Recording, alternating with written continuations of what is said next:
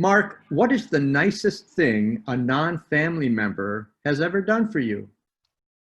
That's such a good question, Phil. I'm one of these people who's been very lucky with the people I've known in my life. At times when I've most needed help, people have tended to show up. So I've been very blessed that way. There's one thing that happened that was so uncanny that I almost couldn't believe it at the time.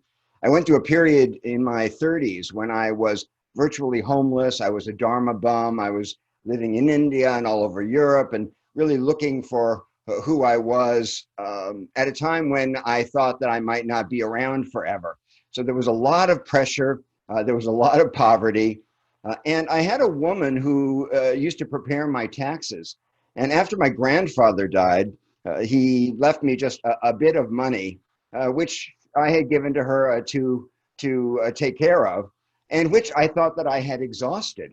And then one month when I was going to lose my apartment, my phone had been turned off. I didn't have health insurance. It was really a bad time. My accountant admitted to me that she had taken a chunk of that money from my grandfather and put it aside for me without telling me that she had it. She really saved me from myself. And it was an extraordinary thing. It was like manna from heaven. It prevented me from going over the edge. It was very unethical, actually, and for her to have done what she did, but she did me such a huge favor. And I always felt that it was my grandfather, through her, who was coming to my rescue at a moment when I was truly desperate.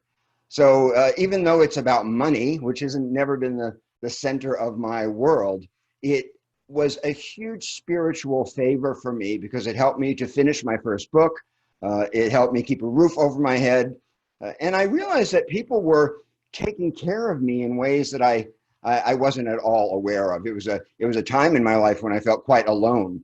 So to know that there's somebody paying attention and somebody who really gets you, because she knew that if I had that money, I would have spent it long ago, and then I really would have been in trouble. So it was a mitzvah, as we say in Judaism, and I'll always be very, very grateful to her for doing that for me.